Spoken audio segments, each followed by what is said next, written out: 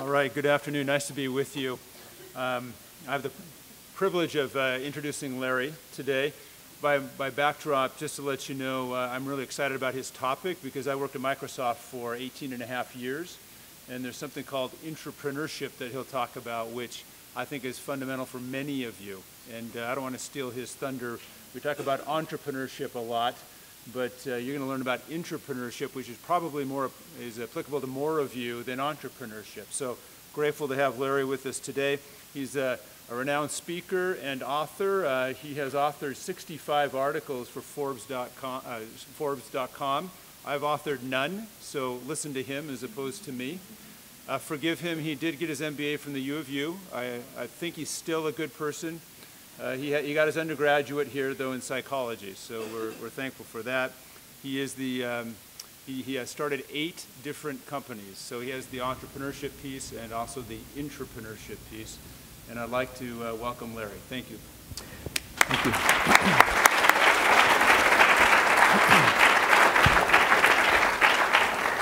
Thank you. Thank you, Steve. Go Cougars. Don't worry. I did not wear red today, and I try to avoid that every chance I get. I thought if I get a graduate degree somewhere else, but my undergrad here, I could, whenever the U played the Y, I'd be okay with the winner, no matter what happened, but that's not true. I determined that I am dyed-in-the-wool Cougar fan, so I got that degree there, but I really kind of hate those guys. Anyway, that's neither here nor there. So let me ask, I just need to get a sense of the group here today. How many of you have already started a business? Just raise your hand. Okay, so we've got a good number of people. How many of you plan on starting a business someday? Even more, okay? And that leaves the rest of you that probably won't ever start a business. That's fine. All that means is you're not as insane as those who raise their hands, and that's okay. But I want to make sure that we address all your needs. Some of you will get a job and not start a business. Others of you will get an actual business going. And so hopefully what I have to say will help in either case. That's my goal. Let's talk about something that I found in 35 years of starting businesses and doing consulting for hundreds of businesses. Here's the one thing I've learned. Differentiation is the cure to commoditization. What do I mean by that? Can someone tell me what comes to mind when I say differentiation versus commoditization? Anyone have a thought? Yes, nice and loud, please. Commoditization seems as though, like, if you're a commodity, you're still valuable, but you're a little bit more expendable. You might not be included in some of the more exciting stuff. Okay, good. Commodities are not as exciting, right? Is it easy to differentiate your products and services from others if commoditization has taken hold in the industry? It's harder, isn't it? Commoditization, by the way, is hitting every industry. I mean, here's what happens. You go out and sell something against a competitor. The competitor says, oh, we need to drop our price to compete better, and so you're commoditizing. Oh, we need to offer that level of quality to compete better, and you're commoditizing. Sameness is a result of commoditization. Differentness, excitement, something new and something that's not out there is differentiation. So if you think about, as a company, whether it's your company or a company you're going to work for, how can you differentiate the product and the services so that that product and service moves more easily into the market? When people see it, they say, well, I want that. It's different. It's better in some way, right? Think about it now as an individual. You're all going to go out and get jobs, most of you. And even those who are going to start a business probably get a job first, right? And so how do you distinguish yourself or differentiate yourself against the candidates that you are competing with, right? And there are ways to do that too. We're going to talk about some of those ways.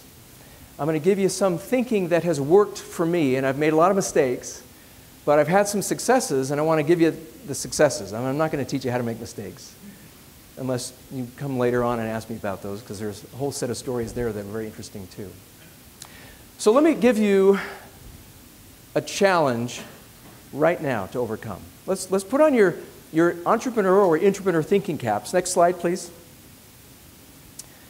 And if there's a remote, Seth, I can take that. You don't have to do that. Thank you. So here's your challenge. Let's assume that every city, every municipality in the country has installed a direct line to every household in the country, okay? And that direct line is gasoline. So gasoline is now being distributed to every house in every city in the U.S. And the price that they can buy that gas, that consumers can buy that gasoline at, is $0.0025 per gallon. $0.0025 per gallon. That's not very much, is it? Your challenge is to sell that same gasoline to the same people through your locations or stores or whatever for $1.89 a gallon. How many would take that challenge on? You would take that challenge on? Yeah, like Nestle sells water, like premium water, it's like $20 a bottle. How would you do it? So you're saying since people are doing it with water, you should be able to do it with gasoline, right? Because water, everyone's getting that pipe to their home, right? What's your name? Stuart. What are you studying? Undecided. Well, so I wrote a book called Indispensable by Monday. I brought 5 copies to hand out to very astute people like Stuart. So Stuart, great job. In fact, we're going to branch into the water issue right now. Is there anything more, and by the way, that book will teach you how to differentiate yourself as you get a job, and after you get a job, how to get a raise, promotion. If you think about what's happened, there we go. Water from your tap at your house costs $0.0025 per gallon. It's virtually free. It's ubiquitous. Everyone has it. It's 13, oh, that's wrong. It's 13 ten-thousandths, actually. I changed that on a previous version, but apparently my assistant didn't get it through there. So let's look at a generic bottled brand. $1.36 a gallon. Kroger, here it is. $1.36 a gallon. You want it, don't you? You're smiling. You're thirsty? So let's put this out here. There it is. $1.36 a gallon, which is 72% the cost of today's gallon of gas, $1.89 as of today in the state of Utah. The next one, if you go up the chain, is Aquafina. So you want this now, because this is better. It's a higher quality bottle of water, isn't it? We don't want any of that stinking off-brand. We want the Aquafina, because, my gosh, you'd have to pay $2.56 a gallon to get that done. In a minute, we're going to do a little taste test. So what's your name? Tanner. At the end of it, you can drink all the water you want, by the way. So I'm going to ask you to kind of help me out in a minute, Tanner, okay?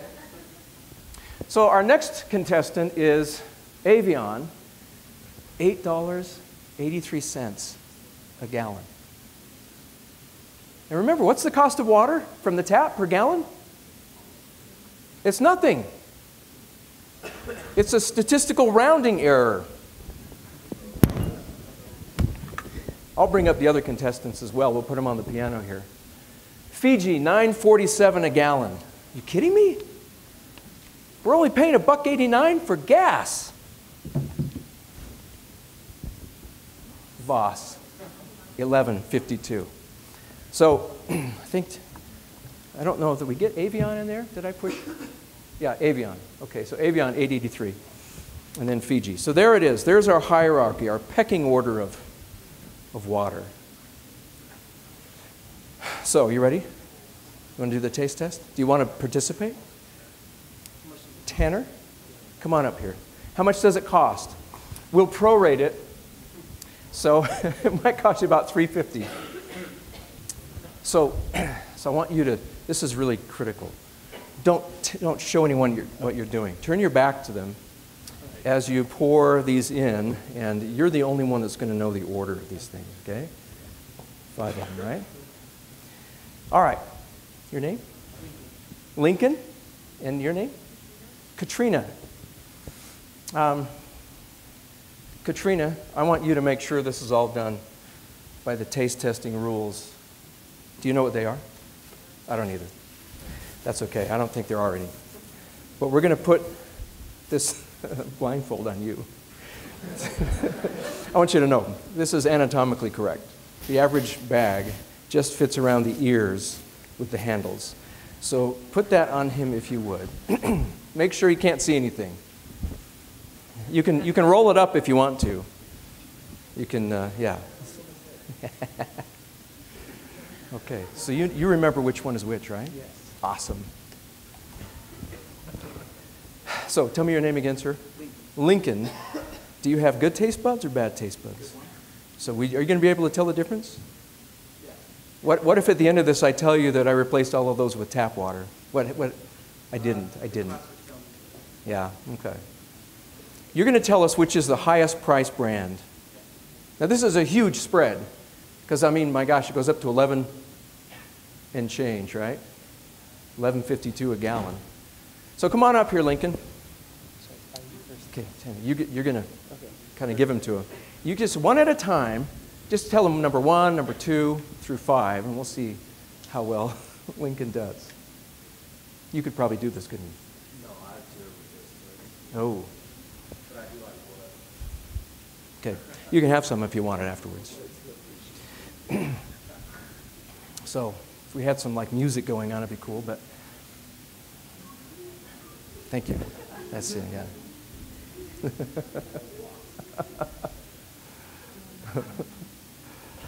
I want you to be thinking, while this taste test is going on, be thinking about this.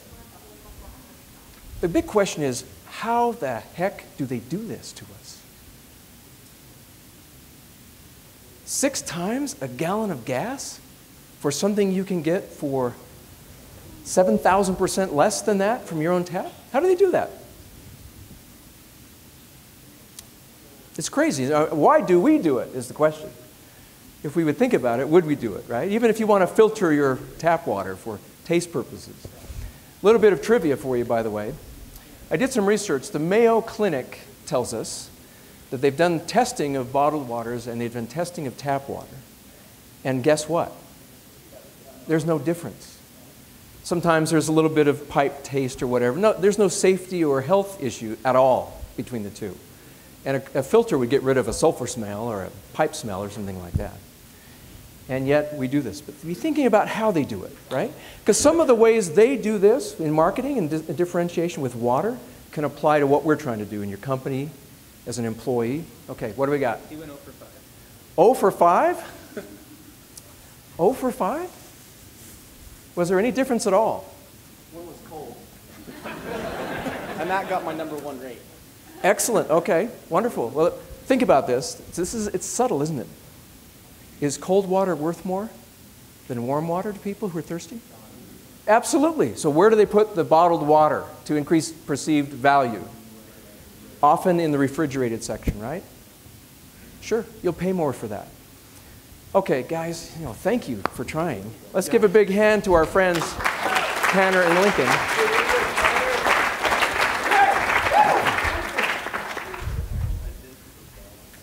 What does a hotel charge, a nice hotel, for a bottle of Voss in the room? 5. Thank you. $7, $10, $12. I mean, it gets crazy, doesn't it? Because they know you're thirsty. But where else are you going to get the water from? In the tap of the hotel? That's often tastes a little weird, doesn't it? So they know you are what? Traveler, dehydrated, coming in from the plane ride. You get in your hotel room and that's the only thing there with a little note that says, here's some water and here's the cost, and it's $12. What do? You buy it, especially if the client's paying the tab, but okay. But oftentimes you'll buy it and drink it because desperation, lack of alternatives, right? Convenience. So these are some of the things that are going on that are driving our decision to be as stupid as you'd have to be when you look at it just from a value perspective, right? So start thinking about some of those things. I want to do a little demonstration. So let's see. You want in on it. How much do you weigh? 202 pounds. How tall are you? Would you say 6'4"? Would you say you're a strong man? You play rugby. What's your name? I'm Josh. Josh, come on up here. Give Josh a big round of applause, please. I want you to stand right here and just look strong for a second. Are you married? No. Oh, this is great. Okay. So this is kind of like a little preview, or I don't know what we call it. So is there a young woman in the audience who weighs under 100 pounds that would be willing to come forward? Or is there a young woman, I should say, that weighs in the vicinity of 100 pounds that would like to come in? Yes, what's your name? Come on up. Sydney? Sydney, meet Josh. Sydney, are you married? No. This could work out really well. Sydney's not married. Whew. Okay, I was hoping that would happen. Sydney, come on up. All right, Sydney, you come over here, and I want you to stand right here. Josh, you stand right there. Okay. This is awesome. You can get closer. It's okay. Yeah, okay, good. Excellent. Okay. By the way, are either of you thirsty? Are you thirsty in any way? Would you like some water? I have some extra water. All right, which one, come on, which one would you like? This one. We have a fine assortment. Why do you want that one? Because it has the fanciest bottle. Okay, actually, she chose this one, but I know that Tanner reversed polarity on these things. This is actually the lowest priced one. But we'll let you drink straight from the bottle if you want, because no one's done that yet. Okay. Josh? Look at that. What? They fell for it. This is marketing at its best or worst. They picked the two most expensive ones. Why? But so were the three less expensive ones free, right? So look, this is wired into us. Marketers know what they're doing. They really, really do. Now the thing I don't like about this, by the way, Voss normally has a glass bottle. I got this version at Walgreens. So they're selling a cheaper version than the national average. Okay, Josh and Sydney, come out here. Stand like we had you the first time. Are you ready? So Josh, are you strong? Tighten your stomach muscles. All right, that's good. All right, stand over here. Okay. Sydney, I want you to do something that you're going to feel uncomfortable doing. Oh, no, okay. Okay? Is this being videotaped? Oh, it is. Okay, I want you to do something you're going to feel uncomfortable doing that's going to be on the internet any minute now. That's just better. What I want you to do is stand here in front of, just come on, get closer. Oh, okay. Stand here. I want you to punch Josh in the stomach as hard as you can. Really? Yes. Okay, now think about it. Think about it. Breathe deep. Breathe deep. Center your mind. Center your mind.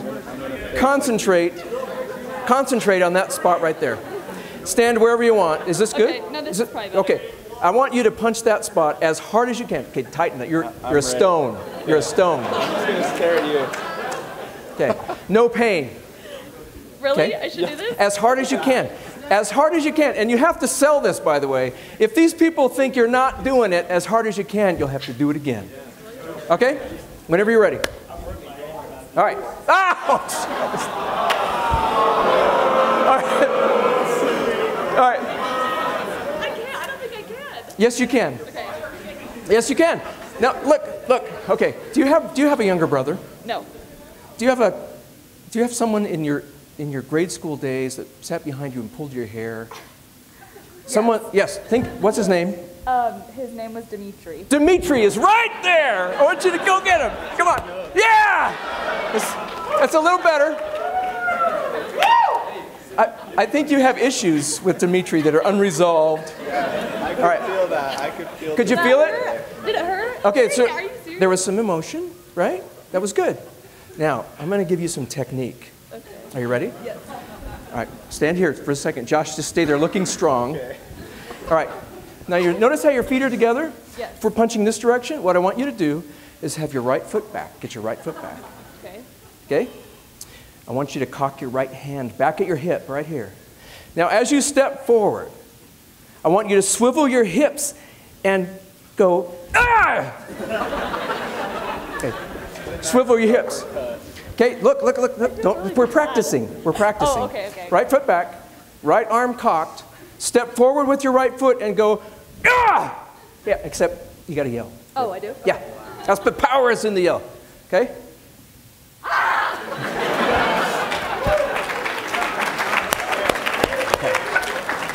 So stand back a little bit, because by the time you swivel the hips, you got to be right there. Okay. So just a dry run. Just step, don't yell or anything. Just step, right foot slides forward. Boom. Okay, so you want to step need to get forward a little. closer, huh? All right, now, right leg back. Right leg. Okay, cock the arm. Right down here. Now look, as you go The forward. screaming kind of distracts me, to be honest. Okay, I want you to, the screaming distracts her. So Yeah. I want you to yell the name Dimitri as you do it. No, I'm not doing that. Dimitri's in the class. Yell the name Josh. Okay. Maybe he'll call you, maybe he won't. I don't know. I have no control of what happens after this lecture.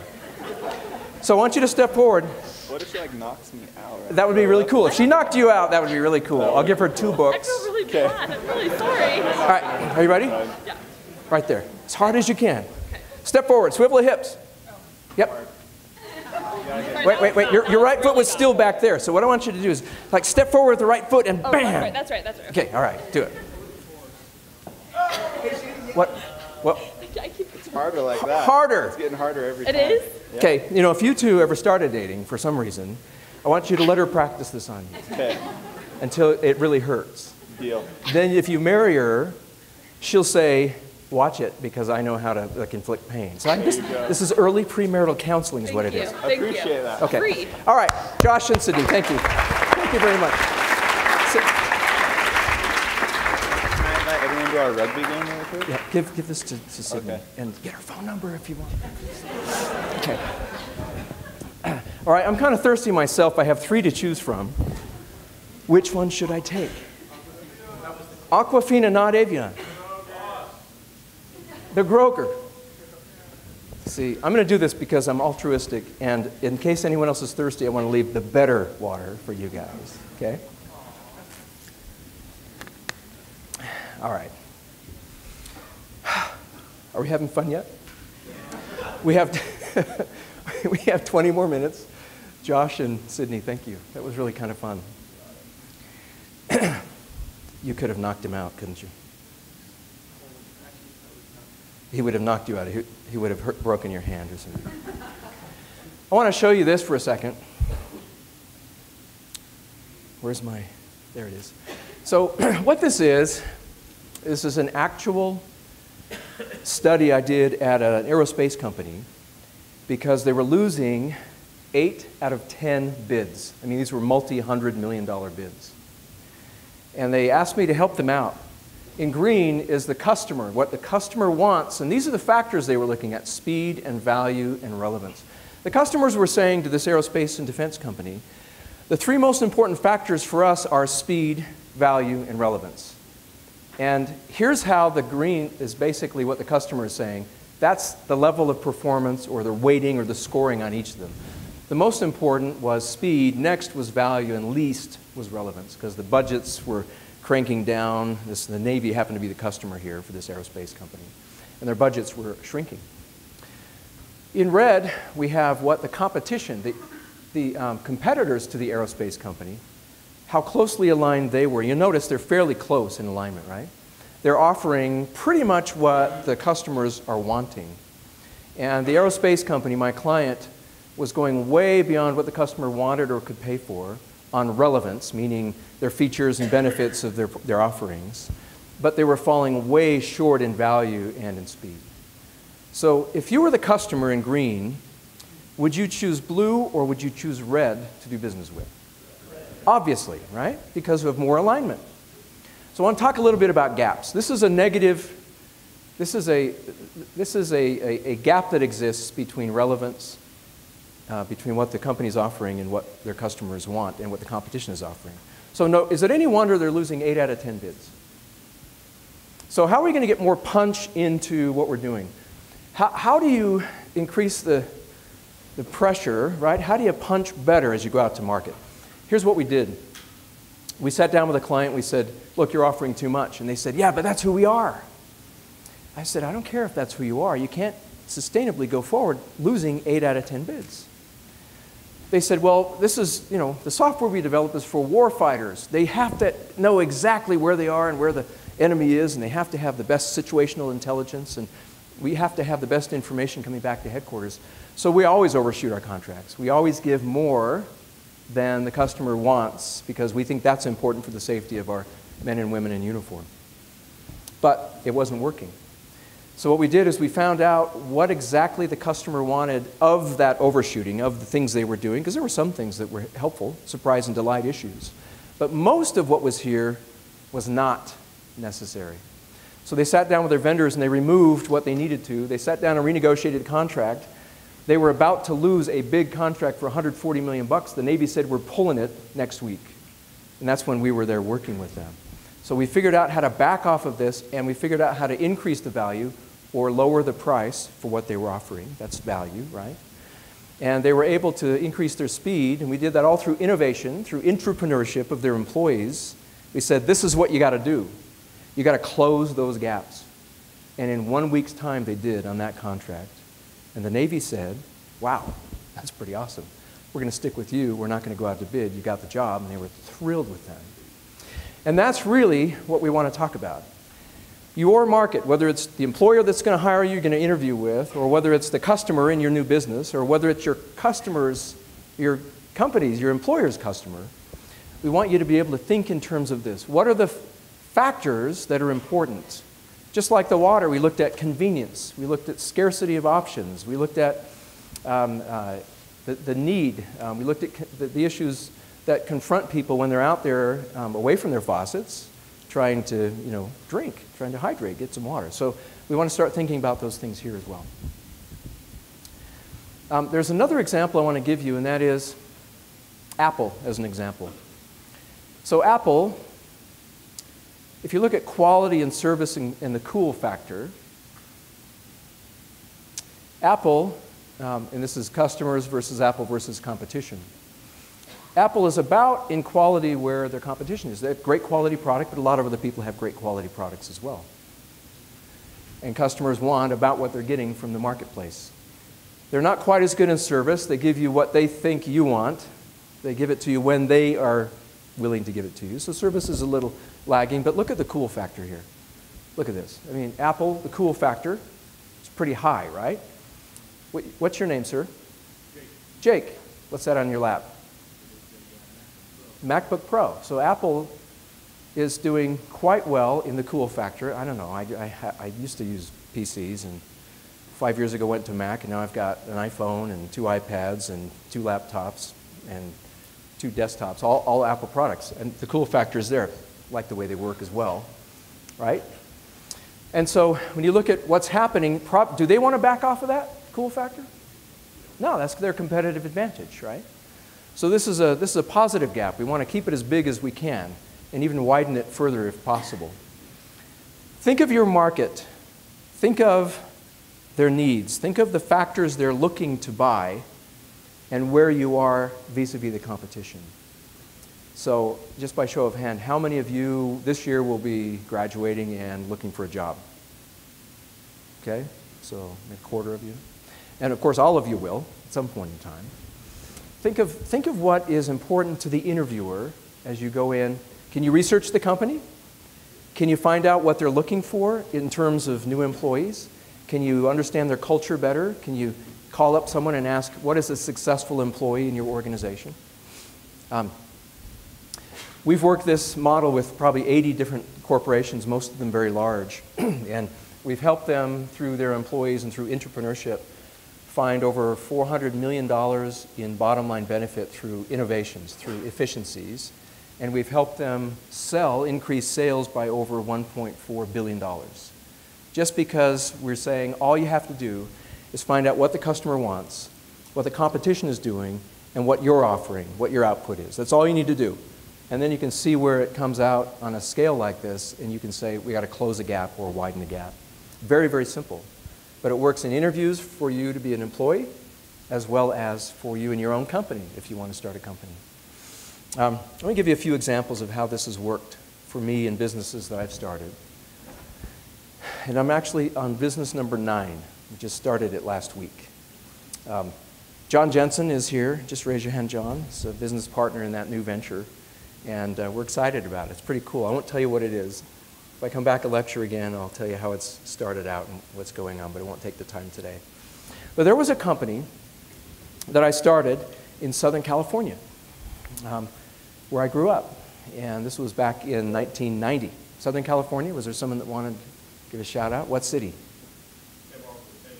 San Diego. Okay, I was Orange County, Tustin. But I've lived here for 32 years, so I'm a native of Utah now. Anyway. So don't hold the California or the U of U thing against me. I'm a good guy here. So the company was called Color Quick. Here's what we ran into. It was a photo lab, a commercial photo lab. So we did work for ad agencies and large companies in reproducing some of their stuff. This was before the digital revolution, so it was all analog stuff, chemicals and photo paper and whatnot. And so we went into a market that was a commodity. It was completely commoditized. Here's what was happening. When someone an architect had a big white background drawing, site plan or something like that they needed reduced down to presentation size, 8.5 by 11. Here's what was happening. They would take it to the photo lab. The photo lab would put it up on a board, take a picture of it, generate a negative, develop the negative from the picture, and then go into the darkroom and print from the negative to the final print. So it was a positive image to begin with. It went through an inter-negative process to an end positive. Okay? That took 2 days and it cost X dollars. We came into the market, and guess what? We didn't have any new equipment. But there was this one piece of equipment called the stat camera. And the stat camera had the ability to take that positive image, take a picture of it, and print out a positive image. But no one put color correctors, darkroom guys with the good eye for color. No one put those people on it. It was just kind of a low-level staffer that was slapping that thing up on the board, taking a picture, and out came the first thing, and here you go. So the quality they were putting out was terrible. So we came into the Southern California market, and it was a European machine. And we started going around to companies and saying, we have European technology. We can get you a better image than you're now paying for less money in less time. Instead of 2 days, we can get it back to you in 4 hours. And here's a sample of what it looks like. It had a wider background, one generation less. It was a cleaner copy, better colors, the way we were color correcting it. And we said, let's do a test for you. Give us one of your originals. We'll take it. We'll come back in an hour and show you an 8.5 by 11 reproduction of it. And they would give us something, and we'd come back and say, there it is, European technology. And they would say, this is really good. What does it cost? Well, it costs half of what you're now paying for. We'll get it back to you in 4 hours in regular production instead of 2 days. And it looks better. So literally, we were better, faster, and cheaper, we would say. Other than that, we don't have a leg to stand on. And people kind of enjoyed that. So we started getting the market. We took the market by storm. In 18 months, we were as large as the biggest photo lab in Orange County. Now, the funny part of that story is we grew so fast that we did not have enough equipment to actually do the work ourselves. So once we stole all the business from the largest, we went back to them and said, can we sub some work to you? So we were subbing back their own clients' work. Well, a month or two before it was their own clients' work. Now it was our work, until we could buy the equipment to catch up to our production needs. So that's what can happen when you reach a commodity situation and you differentiate yourself. Part B of that story is our competitors. There were 5 competitors in Orange County. And they started calling us up and saying, we're your chemical supplier. We need to get in and inspect your equipment. They didn't know what equipment we had. They thought we had some new European technology that no one else had yet. And then one guy even came into the office in the front desk and he said, hey, I want to talk to, we're with an aerospace company. We need to inspect your facility in order to make sure you're secure enough for our originals to be copied. And I instructed my staff whenever that call or visitor comes in, come get me. So I went out and talked to the guy and said, be happy to do that. Let's schedule it. Give me your card. I said, oh, yeah, I don't have a card. Of course, he wasn't from an aerospace. He was from one of our competitors. We had about 7 or 8 of those happen before they finally found out that we had the same equipment they had. We were just using it better. That was the only difference. That was our way of differentiating. But it translated into better, faster, cheaper. So it was a marketing bonanza for us. By the time they found out about it and started offering the same service for the same price at the same time, what happened? We had the market share. We owned it. And they couldn't pull it away from us because we added a little service twist that made it pretty appealing. Let me give you another example of something that's worked really well in differentiation. I need a volunteer, but you have to have a $10 bill. So is there anyone that would like to volunteer that has a $10 bill? Check your wallets. And if you're thirsty, we have 2 high-quality waters here. Keep your hands up. Keep your hands up. 1, 2, 3, 4, 5, 6, 7, 8, 9, 10. So we have 10 people who have a $10 bill who are willing to come volunteer. But I have to say this in advance, full disclosure. You're going to lose the $10 bill. So now, by show of hands, who has a $10 bill under those circumstances is willing to come forward and help me demonstrate this? What will we get instead? A high-quality water, a sip of high-quality water. Come on up. What's your name? Mike. Give Mike a hand. Come on, Mike.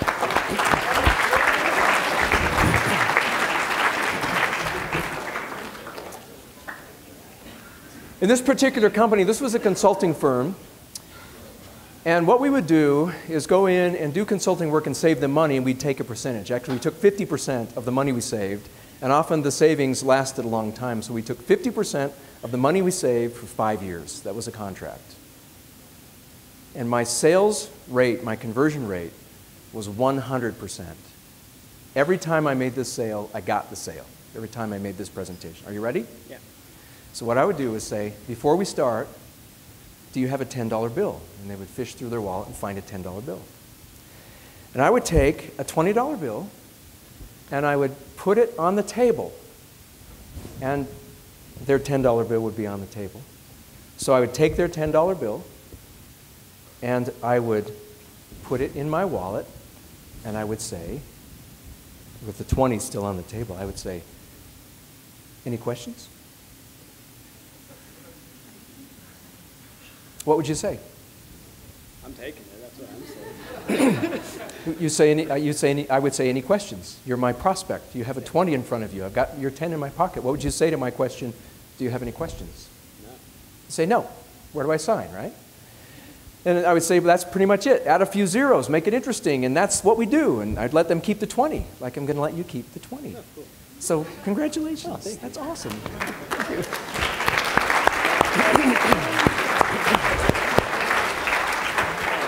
Okay. So now, how many people have a 10 that want to come up and volunteer to help me? It should be 5 times more than the last time I asked you. So you lost the 10, right? You got a 50, that's all you got, so I need to come up with 100. Get it? Yeah, I'm not. Okay. I can't do that, but I can give you some high-quality water if you want some of that. So that was interesting because that's really all we did. We would go in, find them money, create the value first, and then take 50% of it. Now, is that a differentiating strategy? Can you find a way to give your customers money? Or translate what you do into money, right? Or time, which is money. So often we don't come up with a compelling ROI argument. But every business transaction can be translated into a return on investment argument, right, that you can make. And so that's worked very, very well. One other thing that's worked is my consulting firm used to put out, a consulting firm years ago that I owned, we used to put out big proposals for large dollar amounts, like everyone else. Send it, right? So one day I thought, now wait a second, and this was with a heating and air conditioning company. One day I thought, I'm going to put the proposal in a box. I like woodworking, have a wood shop in my basement. So I made a box for them. And this was a proposal to help them do a multi-stakeholder intervention. So they think about the communities and the customers and the stakeholders, right? As well as employees. So I laser engraved on each side of the box those words. And I put their logo and mission statement on the front of the box. It was a little bit bigger than this. It fit in 8.5 by 11. And I put the proposal inside it. And I sent it to him. I called him the next morning, and they had it. And the guy said, okay, you got the deal. The box was cool. The only problem we have is which one of the leadership team is going to get it because we all want it. And I said, man, I've discovered something here. And the little cover letter said, we're going to give you the same level of detail that was put into the making of this box. Look at how it's joined. Look at how it's finished. This is a beautifully done box. That's how we work as a consulting firm. And they got it. So I said, ooh, we have an AT&T contract coming up for $1.6 million. And I sent it off, a box with AT&T. And we got the deal, and I went back a couple months later to the client and had it right on his desk. There it was, right there. You think they would throw that away? Not a chance. So then I sent one off to Ford. And then I sent one off to Lockheed Martin, and we were getting all those deals. And it was because of a stupid box. Can you believe that?